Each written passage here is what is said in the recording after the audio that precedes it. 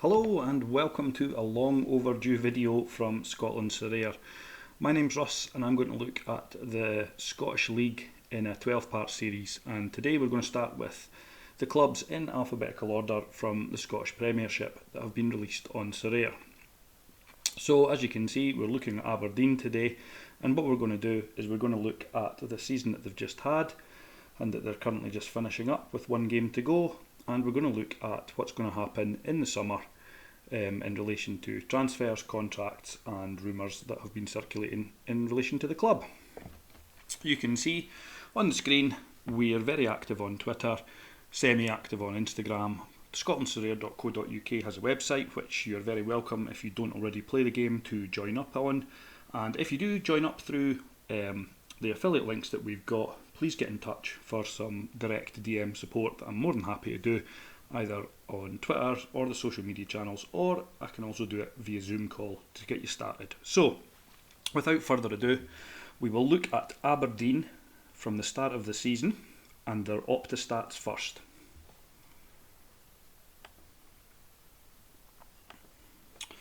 So Aberdeen were in Europe, and at the start of the season they had a couple of games in Europe. You'll see Christian Ramirez, who arrived from the MLS and Houston Dynamo, started the season well, scoring lots of goals. Aberdeen had a strong midfield with former Celtic captain Scott Brown, young starlet Lewis Ferguson and Ross McCrory all playing pretty effectively. And you can see there that basically in the early stages of the season the midfield is pretty dominant in the top performing players. The keeper Joe Lewis has played all but 2 or 3 of the games this season. Gary Woods is his number 2 and understudy. However, he's been quite a solid performer. J. Emmanuel Thomas, just at the bottom there, as you can see, stops and starts, was in and out of the team, providing a little bit of support for Christian Ramirez, but not certainly in the goals that Aberdeen would have wanted. David Bates breaking into the team, and at this point it's basically just going through a change of management. The team started with Stephen Glass as the manager at the start of the season, and Jim Goodwin from St Mirren was appointed. You'll notice Ryan Hedges' score stopped. He got a transfer to Blackburn Rovers, and Scott Brown, who is sitting third at the moment, doesn't add many points more to his tally because he retired and incidentally today became the Fleetwood Town manager. So you'll predominantly see Lewis Ferguson racing away, star performer for Aberdeen, and a couple of other players such as Calvin Ramsey, their young right back, that's been heavily linked with joining Liverpool within the next sort of 48 hours. And there we are at week 268, which is basically up to date, excluding the game from last night. So you can see there basically, you know, we've got Johnny Hayes and Ross McCrory, solid performers. Down the bottom, young left back Jack McKenzie breaking in, and Funzo Ojo as well is down there, who is incidentally out of the contract. So without further ado, we'll move on to have a look in a little bit more depth at the actual Aberdeen squad. So, players leaving or that have already left and are out of contract. So, Mikey Devlin has left the club. He's a centre back, Scotland international, 3 caps. He's been quite injury prone, and the Motherwell-born Devlin could potentially stay in the league. I would think that given Kilmarnock have been promoted, St Mirren and Motherwell are in the league, they might be options for Devlin. However, he certainly left Aberdeen along with J. Emmanuel Thomas, who was jettisoned by Jim Goodwin not long after he arrived.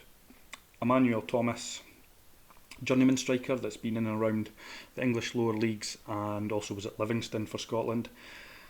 I'm not sure if he will remain in Scotland. I would probably envisage that he'll maybe return south now. You've then got Dylan McGeoch, the midfielder, again former Scotland international. He's out of contract in the summer, and there's not really been any signs relating to him renewing his contract. There is a possibility, of course, that he could stay in Scotland. Michael Ruth, the young striker, he played last night. However, he's only had 4 or 5 appearances for Aberdeen this season. Again, out of contract. Whether he's done enough to warrant a new deal, I'm not convinced. Adam Montgomery has been on loan from Celtic. I don't know if there's any plans for him to return to Aberdeen and Pittodrie next season. However, he's been in and out of the team, and by all accounts, seems quite a decent sort of talented young lad. Whether he, as I say, returns or not, it's a bit of a gamble from an SO5 perspective, in my opinion. Terry Jenks, who you'll see pictured there, he has been on loan from Brighton, and his loan is due to end at the end of June. Andy Considine, so Andy is the boogie boy from the Scotland campaign, the Scotland Euros campaign, also known as the Bankery Beckenbauer, has been obviously with Aberdeen for many years. He's had a torrid time this season with an injury, but prior to this season, he's actually only missed probably around about 7 to 10 games in the best part of sort of 7 seasons. So other than this year, and he is getting on a little bit, he's been pretty solid in relation to actually playing every week. I would envisage, and I'm just surmising here, there are 2 other clubs in the north of Scotland that may be able to put something together for Andy Considine, given that he is leaving Aberdeen. Ross County are in the Scottish Premiership. He could certainly do a job there, and Inverness Cali are in the playoffs against Arbroath at the moment. The winner will face St Johnstone, and if Inverness were potentially to be promoted, that would maybe be another North East Scotland option for Andy Considine. There is also the chance that he could maybe drop down into the Scottish Championship, which isn't scored, given that there's teams that I would think would be able to put something together, such as Dundee, who were relegated yesterday. The final one is the Belgian midfielder Funso Ojo, or Funso King Ojo. He's out of contract. He's played in the Netherlands, he's played in Belgium, and he's also played in the English lower leagues. So there's options there for him to move on out of contract. Whether he'll remain in Scotland, I actually doubt. I doubt he will. The next slide I want to look at is the in-contract possible departures. Aberdeen's 3 prized assets. Lewis Ferguson has been linked and rumoured with a number of clubs. Watford were showing really heavy interest in him earlier on in the season and at the January transfer window. Lewis Ferguson, I would think, might command a fee somewhere between maybe £4 and £7 million. Obviously maybe a little bit more in relation to add-ons and things. He is the prized asset at Aberdeen. Great player, you've seen there from his scores, SO5 wise, phenomenal. If Aberdeen lose Lewis Ferguson, obviously it's a big blow to them as a club. However, the financial security and the money for Jim Goodwin to rebuild is a possibility. And if you add in the fact that Calvin Ramsey is apparently on the verge of a £4 million plus add-on transfer to Liverpool, that could potentially be somewhere around a 10 million war chest for Aberdeen to try and close the gap on the old firm. Christian Ramirez, it's been relatively well documented in both the press and all over social media. His family seem to be a little bit unsettled. They've returned back to America for what I would appear to be, a compassionate summer leave, maybe a catch up with family and friends, maybe cure the homesickness. Ramirez is still under contract for another year. Whether he stays, whether he goes, I'm not 100% sure. What I would be mindful of is that Ramirez, prior to joining Aberdeen, I had him as a Houston Dynamo striker, and he wasn't the heaviest of scorers. He was on the bench a lot, and I think the spell at Aberdeen has done his confidence probably quite a lot of good, because he's got 14 to 15 goals this season. So it's a tricky one. I looked earlier on today, and he was going for around about £100, £100 UK on the market. It's not a huge outlay, but it is a gamble if you are thinking of picking him up. 4 other players that I have put in the possible departures list. Lewis Turner has been linked with Nottingham Forest, a young player there from the academy.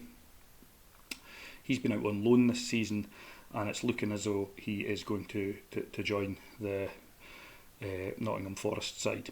Connor McLennan, again, I'm just surmising here, and he has had some game time this season. However, Aberdeen have got previous, and by that I mean, Bruce Anderson, who's now at Livingston, and Lawrence Shankland, who went to St Mirren and then Dundee United, of, letting strikers go and replacing them with another option.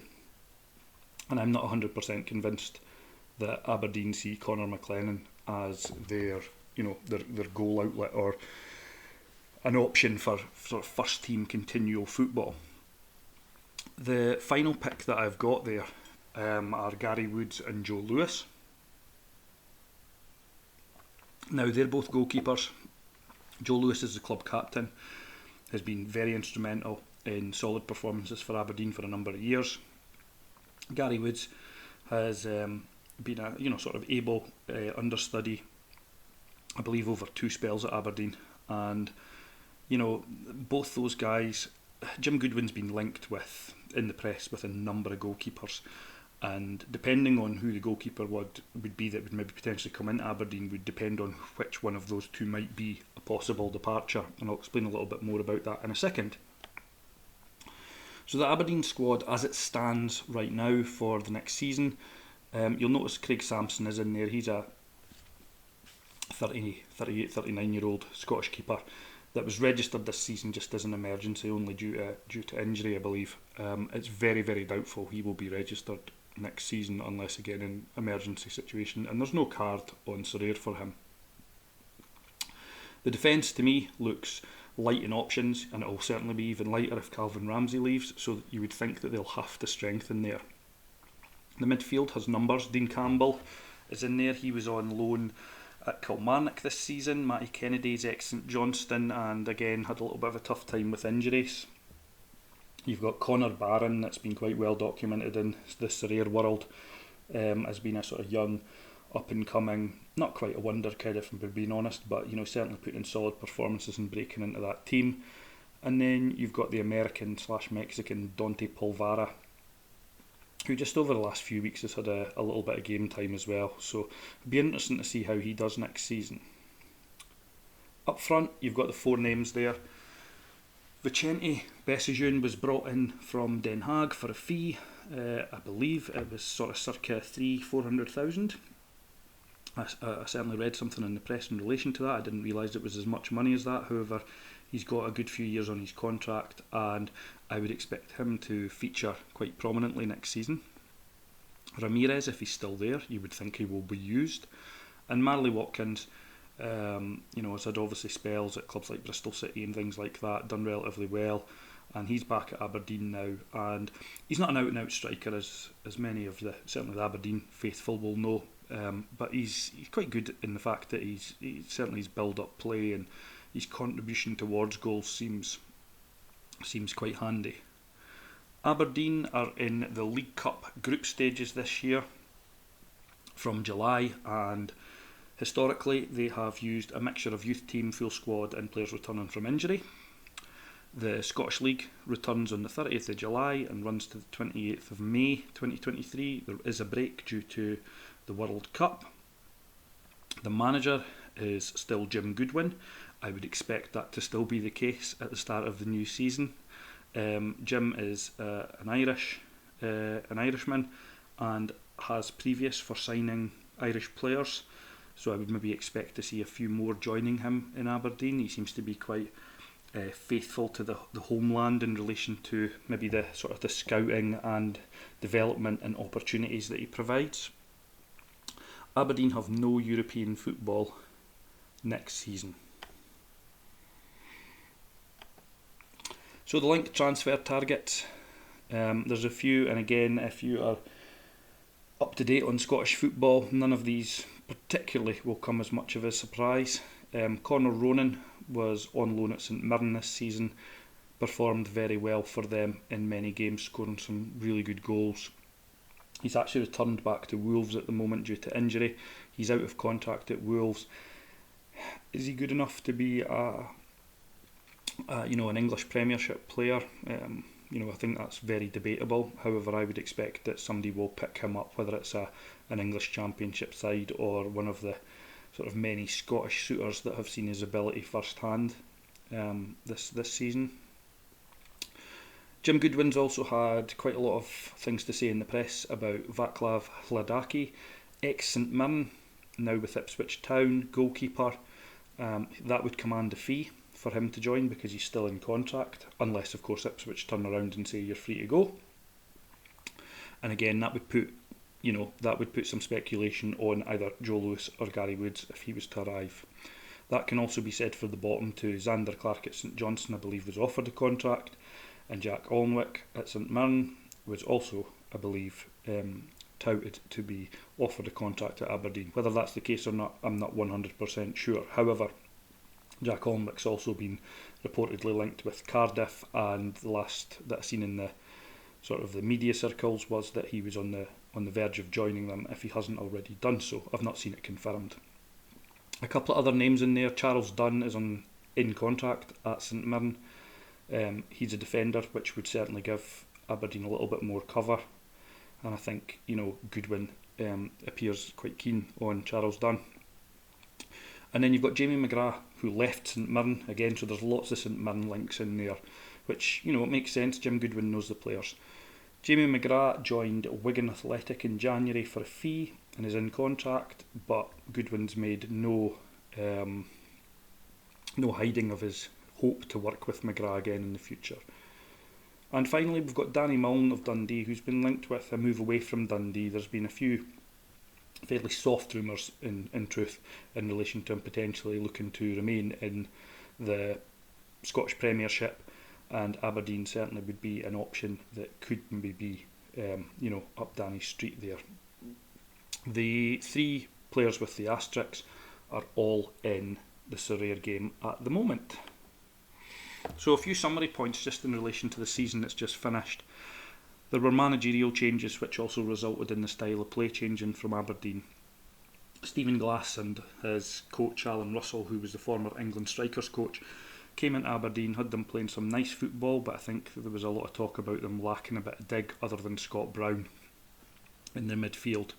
Jim Goodwin obviously has come in and replaced the sacked Stephen Glass, and plays a different style of football that's probably slightly more aggressive. And it's probably a little bit more physical. However, the combative element in that maybe makes Aberdeen, hopefully next season, probably maybe a little bit more of a unit and harder to beat. And it also probably instrumental in the fact that Declan Gallagher, the big centre back, has returned to partner David Bates. So both those guys have played for Scotland, and have I think Gallagher's got about 9 caps and David Bates has got maybe half a dozen. So they've got a little bit of experience at a slightly higher level as well that should help Aberdeen next season, and it'll help certainly Jack McKenzie at left back, who's one of the players to emerge with Connor Barron. Excuse me. You'll also notice, obviously, the summary points, Calvin Ramsey and Lewis Ferguson. If they go, there's a war chest to be had there, and that can be further added to Scott McKenna. If Nottingham Forest get promoted, there's a clause for Scott McKenna, who transferred there a couple of seasons back. So you're looking circa between Ramsey, Ferguson and McKenna, somewhere, if all three of those scenarios were to result in 2 departures for Aberdeen and a promotion for Nottingham Forest, you're looking at about £11 to £12 million coming in Aberdeen, which is a lot of money in Scottish football. They've had a disappointing season this season. It resulted obviously in a couple of players being released. There's new players obviously on the horizon. And Aberdeen, just for anybody that doesn't know Scottish football, just to give you a kind of magnitude of the club. Obviously they've got a very proud history. Most people will know that Sir Alex Ferguson obviously managed them and then went on to some amazing things after a great spell in Aberdeen. However, this is a club that have finished in the top 3 of Scottish football on 17 occasions. They've won the Scottish Cup and the League Cup. So between the finals, they've been in 16 Scottish Cup finals, 15 League Cup finals, Pittodrie's one of the bigger grounds in Scotland. It holds more than 20,000 fans. There's a big sort of fan supporter base, and the Red Army travel in numbers to away games as well. So there's almost an element of demand from Aberdeen that I would say that they could probably expect a much better showing this year. If they don't perform much better, they could be in deep trouble, given this season obviously hasn't gone too well, and they floated around that bottom three, and there was a risk at Aberdeen, potentially being dragged really into the relegation battle at one point. So yeah, I would expect a much changed outfit, and there are certainly some players that are well worth considering within the Sorare circles. So thank you very much for watching. Hopefully that just gives you a little bit of an insight into Aberdeen. I'll be doing every club. They'll be in alphabetical order rather than any significant order. If you've got any questions in relation to the clubs, I am in the SPFL Discord channel. I'm available on Twitter, and you can direct message me as well. So thanks very much for watching, and hopefully you enjoy the series.